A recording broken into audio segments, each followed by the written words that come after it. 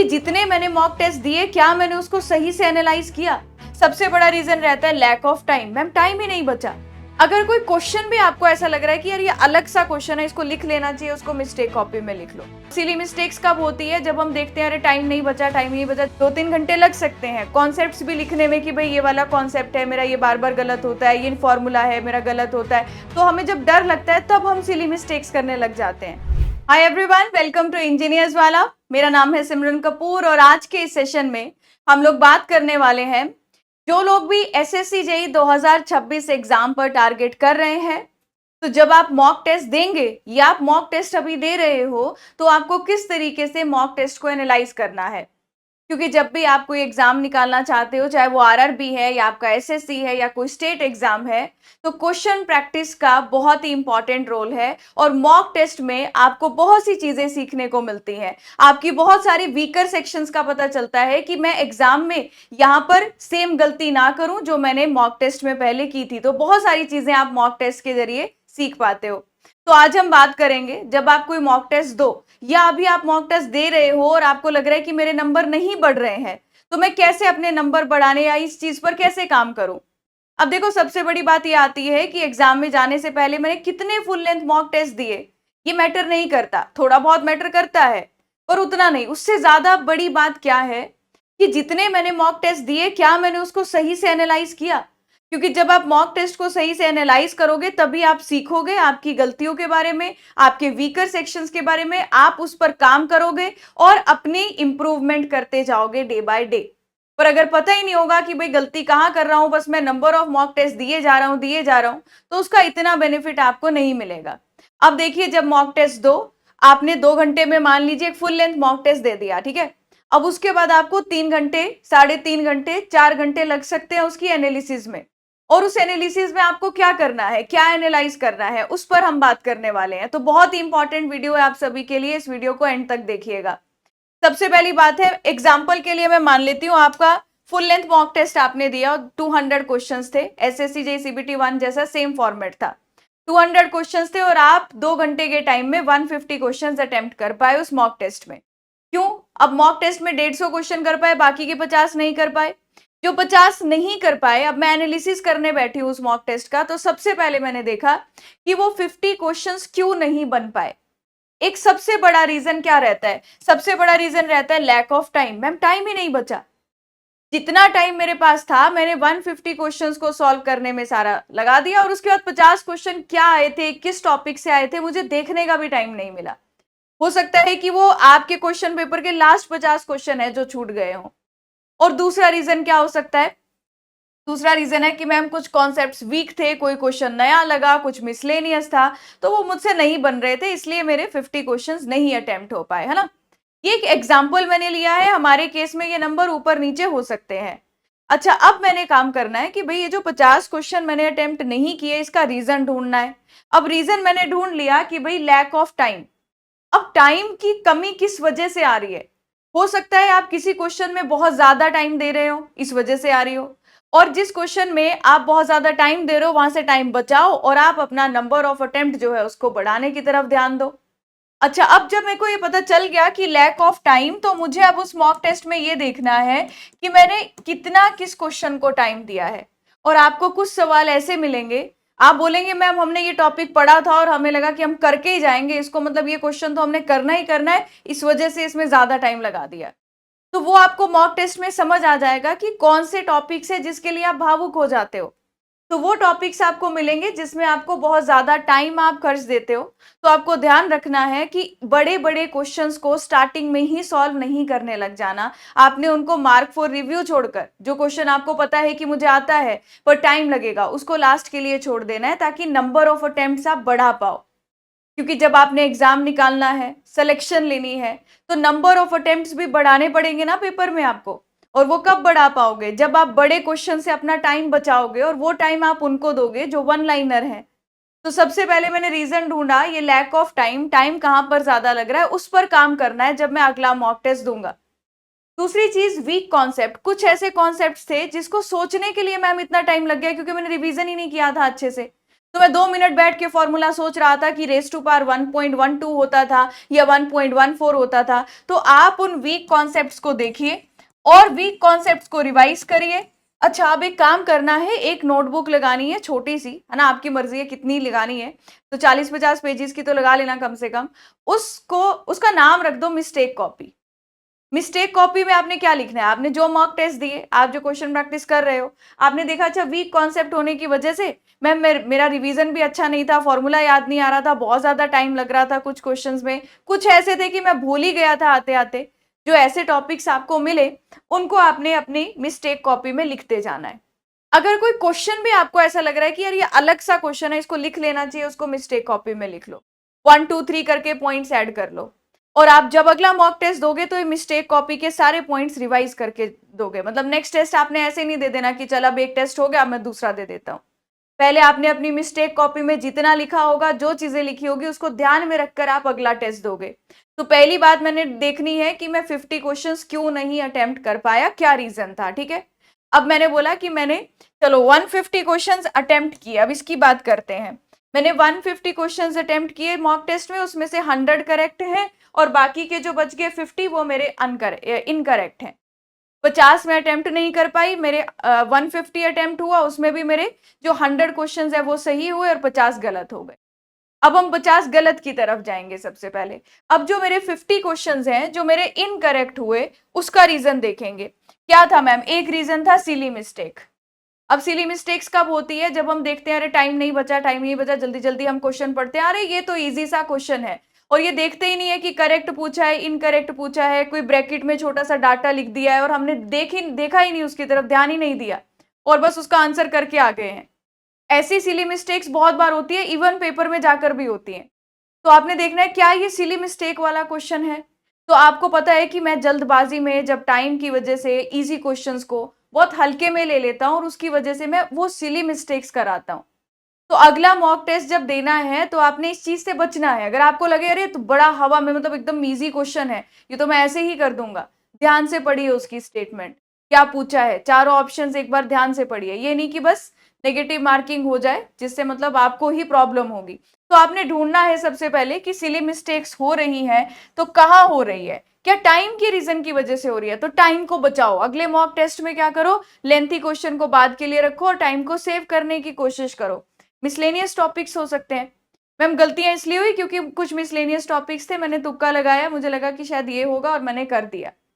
अब तुक्का भी वहां लगाना है जहां पर आपको 4 ऑप्शंस में से कम 2 ऑप्शंस का पता है। अब कोई क्वेश्चन है जिसकी आपको हवा नहीं लगी, आपको समझ ही नहीं आया कि भाई क्या है और आप बस तुक्का लगाकर आ गए, तो आपके नेगेटिव मार्किंग होने के चांसेस ज्यादा हैं। लेकिन कोई क्वेश्चन है जिसमें 2 ऑप्शंस में आपको श्योरिटी है कि ये 2 नहीं होंगे, फिर बाकी 2 में दिमाग लगाकर आपने तुक्का लगाया तो उसके सही होने के चांसेस हैं। तो तुक्का तब लगाइएगा अगर आपको पता है कि भाई 200 क्वेश्चन है, मैं इसमें से इतना क्वेश्चन अटेम्प्ट कर चुका हूं, सिर्फ मैंने 5-7 क्वेश्चंस में तुक्का लगाया है, ये नहीं कि मैं 20-25 क्वेश्चन है मैं तुक्के में ही कराया हूं। ठीक है, मतलब वो जो तुक्के वाले क्वेश्चन है वो कहीं नेगेटिव मार्किंग की वजह से आपको डुबा ना दे। तो आपको इस बात का ध्यान रखना है, अगर ऐसे मिसलेनियस टॉपिक्स थे तो आपने ये सीखना है कि भाई ये मिसलेनियस है, इसको कहाँ लिखेंगे, मिस्टेक कॉपी जो हमने लगाई है वहां वन लाइनर की तरह लिख लेंगे, इसको याद कर लेंगे, अगले मॉक टेस्ट में इसको याद करके हम वापस से जाएंगे, कोई क्वेश्चन आया तो सॉल्व कर लेंगे। और अगर कोई क्वेश्चन है जिसमें चारों ऑप्शन मुझे नहीं आ रहे हैं, उसको हम अटेम्प्ट नहीं करेंगे। और जब भी आप ऐसा मिसलेनियस क्वेश्चन अपने मॉक टेस्ट में देखो, उसको अपनी जो मिस्टेक कॉपी है उसमें लिख लो। अब क्या हो सकता है मैम, एक और चीज है कि इनकरेक्ट न्यूमेरिकल्स होते हैं। भाई मेरे को न्यूमेरिकल से डर लगता है और पहले से ही मेरे अंदर वो डर है कि न्यूमेरिकल आएगा तो मेरा गलत ही होगा, और उस डर की वजह से आपका आता आता न्यूमेरिकल भी गलत हो जाता होगा। बहुत सारे स्टूडेंट से मैंने इंटरेक्ट किया और वो सारी बातें ही मैं आज सेशन में बोल रही हूँ।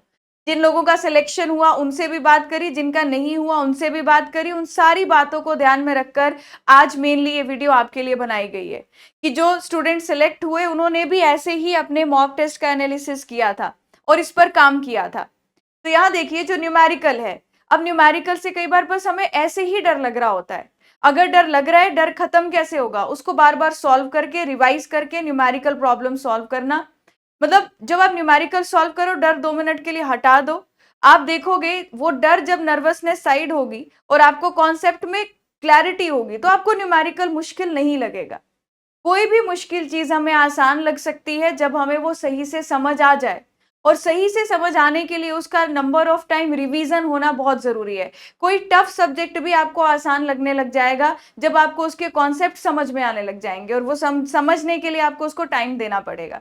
अगर आपको लग रहा है, और देखो न्यूमेरिकल का इतना वेटेज रहता नहीं हमारे एग्जाम्स में, पर स्टिल अगर आपको न्यूमेरिकल से डर लगता है तो थोड़े बहुत न्यूमेरिकल क्वेश्चन सॉल्व करो, उसको टाइम लगाकर सॉल्व करो। इनिशियल बेसिस में ये मत सोचो कि मैंने 1 मिनट में 30 सेकंड में न्यूमेरिकल कर रहा है, इस वजह से गलती कर रहा हूं मैं, ठीक है। तो वो नहीं देखना है, फिर टाइम नहीं देखना है। जिस टॉपिक में आपको लग रहा है कि मेरे को डर लगता है, पहले उस टॉपिक में कॉन्फिडेंस लाना है, उसके बाद उसको जल्दी करने के लिए सोचना है कि अब मैं इसको फास्ट कैसे कर सकता हूं। तो ये तो बात थी कि जो मेरे 50 क्वेश्चन इनकरेक्ट हुए, है ना। अच्छा, अब यहां पर बात आती है 100 क्वेश्चन मेरे सही भी तो हुए हैं, उस पर भी ध्यान देना है। अभी जो 100 क्वेश्चंस करेक्ट हुए मैम, उसमें 80 क्वेश्चंस तो ऐसे थे जो मैंने बहुत जल्दी कर लिए, मतलब कि मैंने बहुत टाइम नहीं लगाया और मैंने जल्दी जल्दी फास्ट अटेम्प्ट कर लिया इन 80 क्वेश्चंस। अगर मैंने 80 क्वेश्चन को फास्ट अटेम्प्ट कर लिया, देखिए ये नंबर ऊपर नीचे हो सकता है, बस मैं आपको बात समझाने आई हूं कि कैसे आप एनालाइज करो। 80 हो सकता है, 60 क्वेश्चन हो सकते हैं कि मैंने 60 क्वेश्चन मैम जल्दी कर लिए थे। अच्छा, अब जो क्वेश्चन मैंने जल्दी कर लिए उस पर मुझे बहुत ज्यादा मेहनत करने की जरूरत नहीं है, क्योंकि अभी मेरे मॉक टेस्ट में बन जा रहे हैं वो क्वेश्चंस, तो पेपर में भी बन जाएंगे। यानी कि वो कॉन्सेप्ट्स मुझे आते हैं और पेपर में भी आएंगे, तो मैं उनको जल्दी कर पाऊंगा। लेकिन बाकी के जो बच गए, मान लो 60 क्वेश्चन मैंने जल्दी कर दिए, 40 मैंने बहुत टाइम लगा कर किया, तो वो जो 40 वाला पोर्शन है, या 80 मैंने जल्दी कर दिए, 20 क्वेश्चन में मैंने बहुत टाइम लगा दिया सोचने में, तो वो ज्यादा टाइम किस वजह से लगा। अब मैंने मॉक टेस्ट जब एनालाइज करना है, ये भी देखना है कि ज्यादा टाइम का रीजन क्या था, कि मेरी लैक ऑफ रिवीजन थी क्या, कि जब मैंने क्वेश्चन देखा मुझे याद ही नहीं आ रहा है कि फॉर्मूला क्या है, मुझे प्लस माइनस में कंफ्यूजन हो रहा है, मेरे को कैलकुलेशन में ज्यादा टाइम लग रहा है। आपने वो पॉइंट्स लिखने हैं। ये 20 क्वेश्चन थे, क्वेश्चन नंबर 1, 3, 7, 8 ये क्वेश्चन थे जिसमें मैंने ज्यादा टाइम लगाया, कॉन्सेप्ट्स की वजह से लगाया, फॉर्मूलाज मुझे याद नहीं थे इस वजह से लगाया। तो मैं प्रैक्टिस करूंगा इन चीजों पर कि जिसमें मेरा एवरेज से ज्यादा टाइम लग रहा है, मुझे उसको और कम टाइम में सॉल्व करना है। इस तरीके से आप अपना जो मॉक टेस्ट है उसको एनालाइज करो, और एनालाइज करके, एक मॉक टेस्ट को एनालाइज करने में टाइम लगेगा, 2-3 घंटे लग सकते हैं कॉन्सेप्ट्स भी लिखने में, कि भाई ये वाला कॉन्सेप्ट है मेरा, ये बार बार गलत होता है, ये फॉर्मूला है मेरा गलत होता है, वो सब आपको एक मिस्टेक कॉपी में लिखना है। फिर उसके बाद सेकेंड मॉक टेस्ट देना है। तो जब सेकेंड मॉक टेस्ट दो, इस कॉपी में जितने पॉइंट्स लिखे हैं उसको एक बार फास्ट फास्ट देख लो कि अच्छा ये गलतियां मैंने लास्ट टाइम की थी, मैं रिपीट नहीं करूंगा। अगर सेम गलतियां रिपीट नहीं करोगे तो मॉक टेस्ट में फिर आगे बढ़ जाओगे, फिर अगले मॉक टेस्ट में और आगे बढ़ जाओगे। तो इस तरीके से अपनी गलतियों को एनालाइज करते जाना है। मॉक टेस्ट के मार्क्स को दिल से नहीं लगाना है, वो मॉक टेस्ट आपको बस सिखा कर जाएंगे कि भाई कहाँ आपके वीकर सेक्शन है और उसको आप इंप्रूव कैसे कर सकते हो। रीजनिंग का पोर्शन है, आपको बहुत ज्यादा टाइम लग जाता है सॉल्व करने में, तो स्पीड बढ़ानी है। अब स्पीड बढ़ानी है, प्रैक्टिस करनी है, प्रैक्टिस करनी है, नंबर ऑफ क्वेश्चंस अलग अलग तरह के प्रैक्टिस करने की, पेपर में क्वेश्चन आए तो मुझे पता है कि भाई ये क्वेश्चन कैसे सॉल्व होता है, मुझे उस टाइम सोचना ना पड़े कि भाई यहाँ पर क्या चीज फॉलो हो रही होगी, है ना। तो वो आपको थोड़ा ध्यान देना है। इस तरीके से आप मॉक टेस्ट को एनालाइज कर सकते हो, या फिर जैसे आप जानते हैं एआई का जमाना है, तो आप लोग क्या कर सकते हैं, एक छोटा सा एग्जांपल मैं बता रही हूँ। जैसे मैंने पूरा एक मॉक टेस्ट दिया, उसमें 200 क्वेश्चन थे, है ना, या 20 क्वेश्चंस का मैं एक एग्जांपल बताती हूँ। एक टेस्ट है मेरे पास 20 क्वेश्चन का एक टेस्ट है, और वो 20 क्वेश्चन का जो टेस्ट है मैंने यहाँ पर अपलोड कर दिया, ये लीजिए, एक अपलोड कर दिया, कि मुझे लग रहा है कि मैं एक बार ये जान लेता हूं कि मेरे कॉन्सेप्ट्स कौन से हैं वीक, जहां पर मुझे काम करने की जरूरत है ना। तो एक काम करते हैं, फिर मैंने यहाँ लिख दिया कि मेरे क्वेश्चन नंबर 5, 7 और 8 रॉन्ग है, तो एनालाइज करके बताओ टेस्ट में कि मेरा वीकर सेक्शन कौन सा है और कौन से टॉपिक्स पे मुझे फोकस करना चाहिए। अगर आपको खुद की एनालिसिस में थोड़ा सा और मतलब हेल्प लेनी है, तो आप यहाँ पर जेमिनाई की हेल्प ले सकते हो। तो देखिए, आपके मेरे क्वेश्चन 5, 7, 8 ये रॉन्ग है, तो बताओ कि कौन से मेरे वीकर सेक्शन है। तो वीकर टॉपिक्स लिख दिया कि drafting limits, linear measurement, slope corrections, है ना। जैसे क्वेश्चन नंबर 5 है, मैक्सिमम एरर इन ड्राइंग पूछा था, उसने कोर कॉन्सेप्ट लिख दिया, आपकी मिस्टेक बता दी, और यहाँ पर सभी क्वेश्चंस में कि आपकी क्या मिस्टेक है, मिस्टेक किस वजह से है, कॉन्सेप्चुअल मिस्टेक है, तो इसका मतलब आपको थोड़ा और रिवीजन करने की जरूरत है और थ्योरी पढ़ने की जरूरत है। आपने ऐसे क्वेश्चन नंबर लिख दिए कि भाई ये क्वेश्चन मेरे गलत हो रहे हैं, बताओ कि मैं किस चीज पर काम करूं। अब कोई कॉन्सेप्ट है कि मैम नहीं समझ आ रहा, मेरे को क्वेश्चन नंबर 7, 8, 10 नहीं पता ही नहीं चल रहा मैं कैसे याद करूं, तो आप यहाँ पर जेमिनाई से ट्रिक बनवा लीजिएगा कि ट्रिक बताओ कि मैं कैसे इस ट्रेंड को याद रखूं, तो यहाँ पर आपको ट्रिक भी मिल जाएगी, है ना। जैसे यहाँ पर लिखा है क्या फोकस करना है, साइन कन्वेंशन फोकस करो, यहाँ पर सोर्स क्लासिफिकेशन, स्केल बेंचमार्क, ये मैंने रैंडम कुछ क्वेश्चंस यहाँ पर एक टेस्ट अपलोड करके आपको बताया है। तो आप यहाँ पर जो क्वेश्चन रॉन्ग होते हैं उसकी ट्रिक्स बनवा लीजिए, और वो ट्रिक्स की को आप अपने मिस्टेक कॉपी में लिख लो, ताकि आप उस माध्यम से जो क्वेश्चन आपके गलत हो रहे थे आप उसको सही कर पाओ नेक्स्ट टाइम, है ना। तो यहाँ पर बात थी कि आप किस तरीके से मॉक टेस्ट को एनालाइज करो। अगली बार जब भी आप कोई मॉक टेस्ट दो, जिन्होंने मॉक टेस्ट देना स्टार्ट कर दिया है, इस तरीके से टेस्ट देना। पहला टेस्ट एनालाइज करना, उस पर काम करना, फिर उसके 2-3 दिन के गैप के बाद चाहे दूसरा टेस्ट देना, पर जो पहले में गलती की है वो दूसरे में नहीं होनी चाहिए। तो टाइम को बचाने के लिए लंबे क्वेश्चंस जो होंगे उनको मार्क फॉर रिव्यू के लिए बाद में छोड़ना जरूरी होगा, और इसी पैटर्न में, सेम पैटर्न में सारे मॉक टेस्ट देने हैं, और वही पैटर्न में आपको एक्चुअल में अपने एग्जाम में परफॉर्म करके आना है, ताकि पेपर में जाकर ऐसा ना लगे कि ये अलग क्या है, आपको लगे यार यही तो मैं अटेम्प्ट करता आ रहा हूँ, इसी पैटर्न में अटेम्प्ट करता आ रहा हूँ, तो आपको आदत हो जाएगी, तो आपको नर्वसनेस भी नहीं आएगी। क्योंकि जब हमें नर्वसनेस आती है ना, तो हमें जब डर लगता है तब हम सिली मिस्टेक्स करने लग जाते हैं। हमें लगता है जल्दी करना है, जल्दी करना है, और उस जल्दबाजी के चक्कर में क्वेश्चन आधा पढ़ा गलत हो गया, ऑप्शन सही से नहीं पढ़े वो गलत हो गए। तो इस चीज पर थोड़ा काम कीजिए, और मॉक टेस्ट के नंबर इस तरीके से अपना इंप्रूव करने की कोशिश करिए। वीकर सेक्शन को और अच्छे से प्रैक्टिस करने की कोशिश कीजिएगा। इसके अलावा आप मेरे साथ टेलीग्राम पर कनेक्ट हो सकते हैं, सिमरन मैम PW, और ये मेरे टेलीग्राम ग्रुप का नाम है। लेकिन आपको अगर कोई और डाउट है, मैम प्रॉब्लम आ रही है, हमें इस चीज में प्रॉब्लम आ रही है, इस पर कोई वीडियो बना दीजिए, SSC JEE 2026 रिगार्डिंग या RRB JEE एग्जाम रिगार्डिंग, तो मुझे आप कमेंट सेक्शन में बता सकते हो। मैं पूरी कोशिश करूंगी आप लोगों की हेल्प करने के लिए।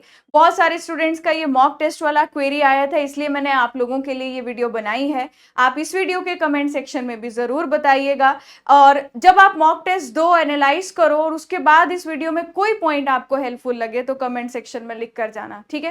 चलिए मिलेंगे किसी एनी अदर वीडियो में। Till then thank you so much everyone, all the very best for your upcoming exams. मिलते हैं किसी एनी अदर वीडियो में। Thank you everyone.